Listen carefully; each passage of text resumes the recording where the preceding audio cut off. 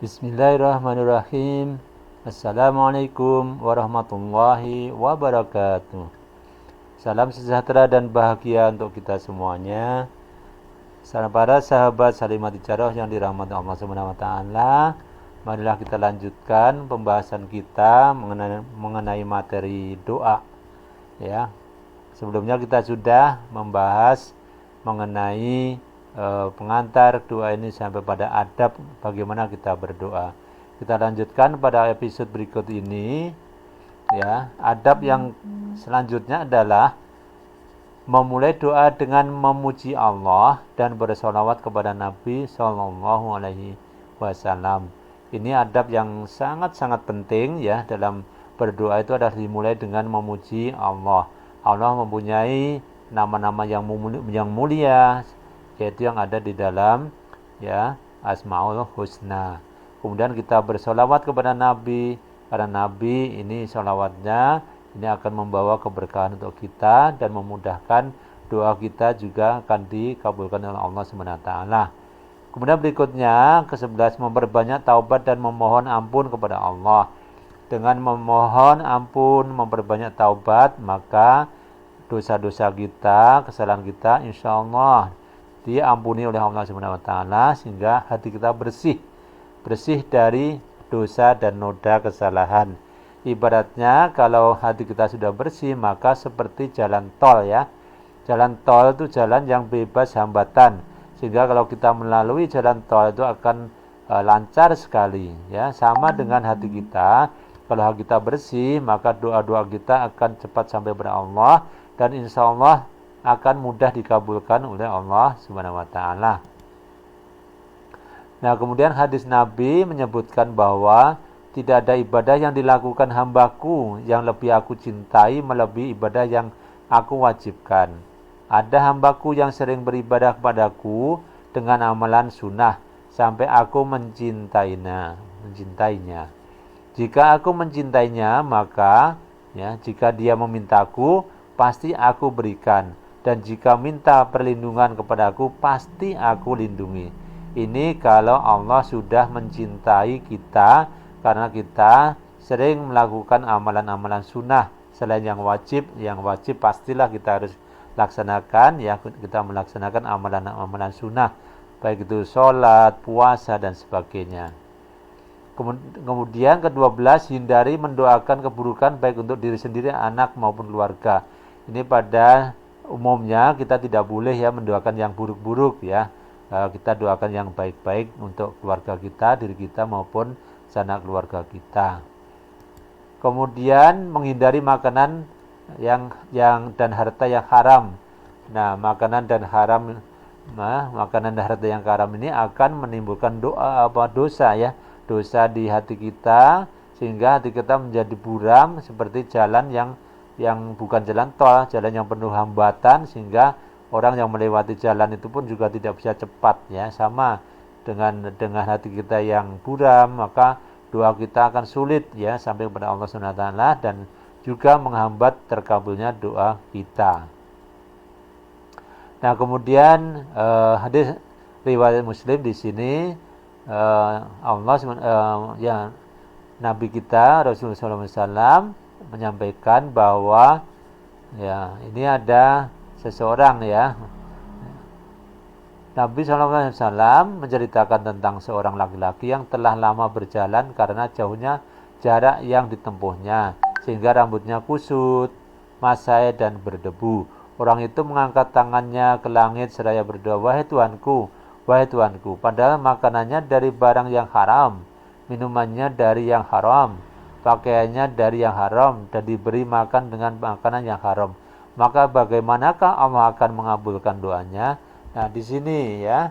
Jadi hadis riwayat Muslim ini menjelaskan orang-orang ya, siapapun yang makanannya haram, minumnya haram, hartanya haram, pakaian haram, kemudian dia berdoa, maka Allah tidak akan mengabulkan doa itu. Karena ya ibaratnya tadi itu ya, jadi jalannya penuh rintangan, Allah tidak akan memberikan apa yang didoakan ya. Makanya makanan, minuman, harta itu penting untuk yang halal-halal saja.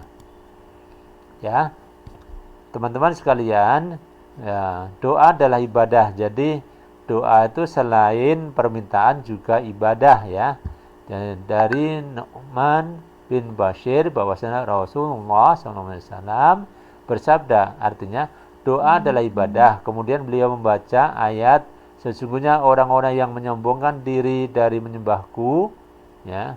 Kemudian Imam Hafiz Ibnu Hajar menuturkan bahwa Imam At-Taibi berkata sebaiknya hadis Nu'man di atas difahami secara arti bahasa, artinya berdoa adalah memperlihatkan sikap berserah diri dan membutuhkan Allah.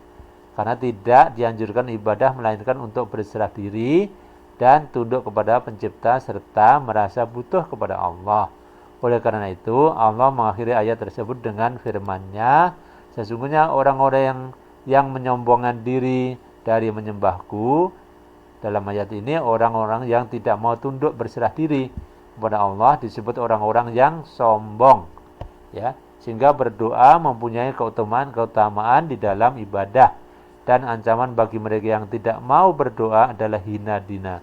Jadi doa itu sangat penting bagi kita dan bagi Allah. Ini barang siapa yang tidak mau berdoa, ini termasuk orang-orang yang sombong. Ya, orang yang sombong itu siapa lagi kalau bukan anak keturunan atau pengikutnya iblis laknatullah ya. Baik teman-teman, kita teruskan. Ya, Allah murka terhadap orang-orang yang meninggalkan doa.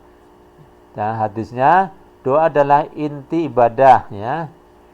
Kemudian doa adalah ibadah yang paling mulia di sisi Allah. Dari Abu Hurairah radhiyallahu anhu berkata bahwasanya Rasulullah SAW bersabda, yang artinya tidak ada sesuatu yang paling mulia di sisi Allah daripada doa. Jadi doa itu sangat tinggi kedudukannya ya di sisi Allah. Tidak ada sesuatu yang paling mulia di sisi Allah daripada doa. Sementara sholat kita pun isinya adalah doa ya. Jadi sholat itu doa yang kita lantunkan di luar sholat itu sangat mulia kedudukannya di sisi Allah Subhanahu wa taala. Allah murka terhadap orang-orang yang meninggalkan doa berdasarkan hadis bahwa Abu Hurairah radhiyallahu anhu berkata bahwasanya Rasulullah SAW bersabda, yang artinya barang siapa yang tidak meminta kepada Allah maka Allah akan memurkainya. Ya, ini suatu peringatan yang sangat keras ya bagi orang-orang yang tidak mau berdoa. Jadi berdoa itu justru diharapkan, Allah mengharapkan manusia ya hambanya itu berdoa. Nah di situ karena doa adalah juga ibadah gitu. Di samping itu dengan doa pasti Allah mengabulkannya. Ya. Kemudian barang siapa yang tidak meminta kepada Allah maka Allah akan memurkainya. Jadi ini sangat-sangat penting bagi kita, jangan sampai kita melalaikan doa. Ya, doa permintaan maupun doa ibadah ya. Kemudian berikutnya teman-teman, bahwa doa mampu menolak takdir Allah. Ini sangat penting juga ya. Ini di dalam hadisnya Nabi bersabda, tidak ada yang mampu menolak takdir kecuali doa. Jadi takdir itu suatu ketetapan Allah. Kita mengenal ada dua takdir ya. Takdir yang pertama yang disebut dengan takdir mubrom.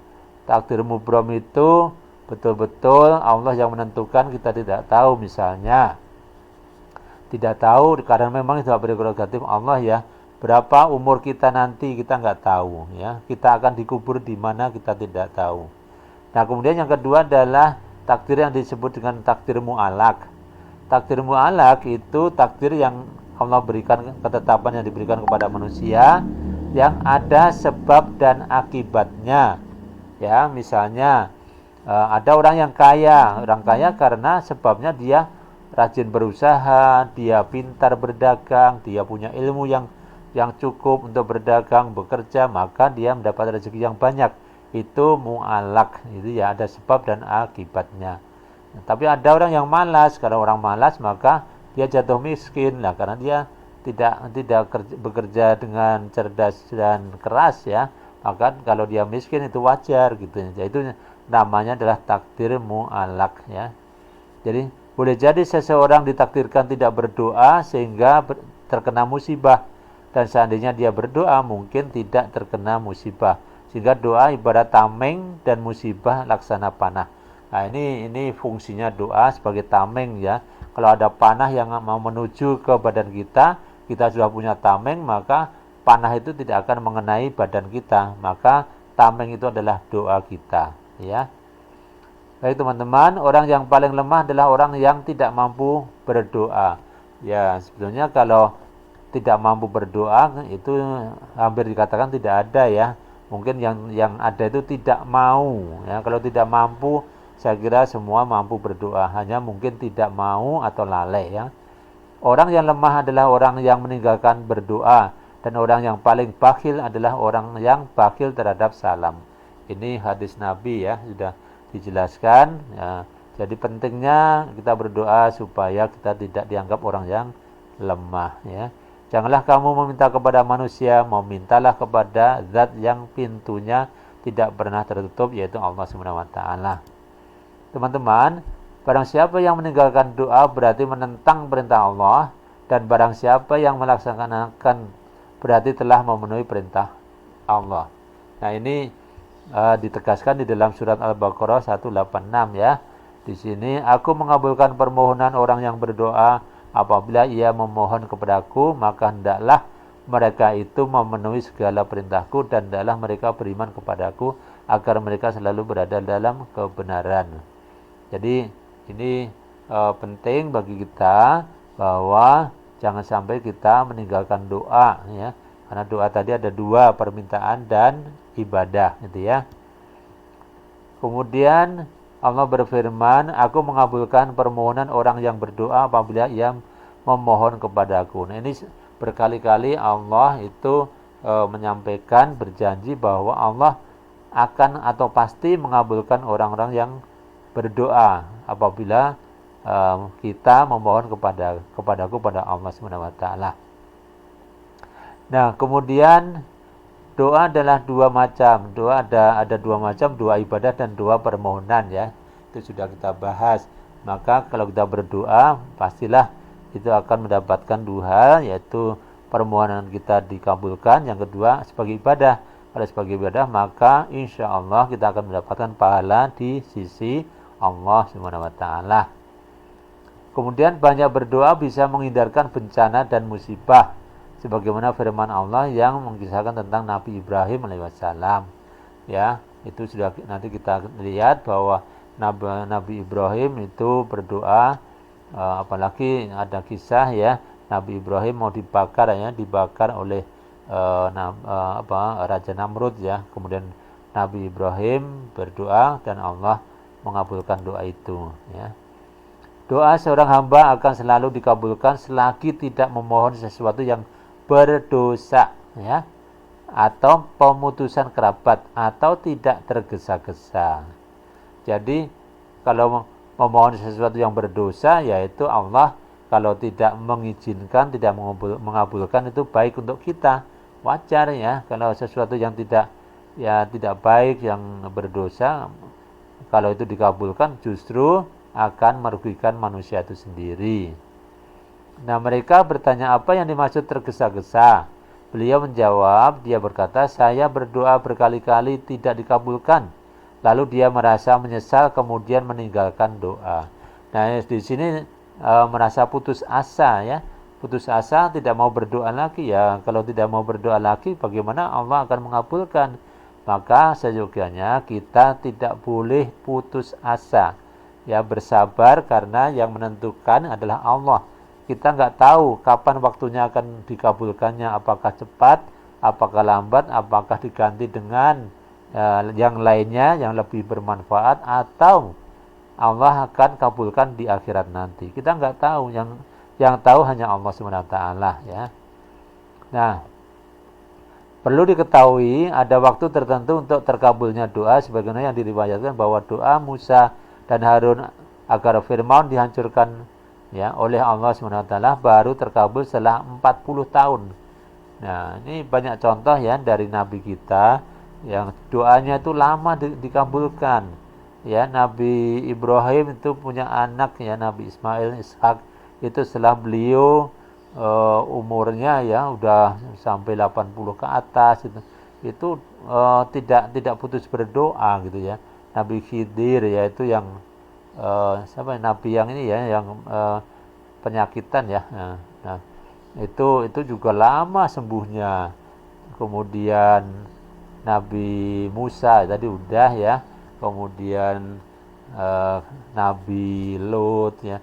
Jadi nabi-nabi banyak yang doanya juga dikabulkannya bukan jangka pendek ya. Banyak yang jangka panjang. Jadi kita seharusnya juga bersabar. Kalau belum dikabulkan Allah, jangan kita putus asa, jangan punya pikiran bahwa Allah tidak akan mengabulkan. Yakinlah bahwa Allah pasti mengabulkan, hanya kita tidak tahu kapan gitu ya. Yang tahu hanya Allah SWT. Imam Hafiz Ibnu Hajar berkata bahwa di dalam hadis di atas terdapat etika berdoa, yaitu terus-menerus mengajukan permohonan dan tidak berputus asa ya dalam berdoa. Ya, jadi jangan berputus asa. Teman-teman, Imam An-Nawawi berkata bahwa hadis di atas yang menekankan kepada setiap hamba tatkala tertimpa bencana atau musibah untuk memperbanyak doa dan terus-menerus berdoa, berserah diri sampai Allah mengabulkan. Jangan sampai kita putus berdoa, jangan sampai kita putus asa. Ya, putus asa itu tidak diperkenankan bagi orang-orang yang beriman ya.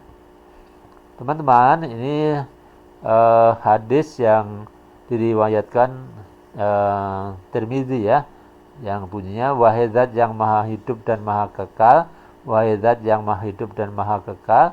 Kemudian saya kembali bertempur, lalu saya kembali lagi ke tempat Rasulullah, saya temui beliau dalam keadaan sujud.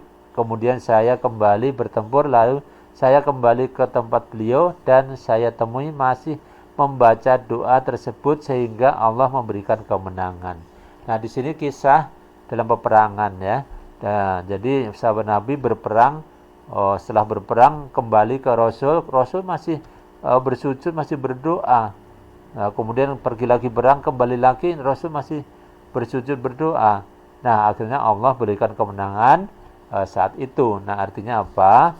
Bahwa Allah memberikan kemenangan, Allah mengabulkan doa itu tidak ya istilah berdoa langsung dapat, enggak ya.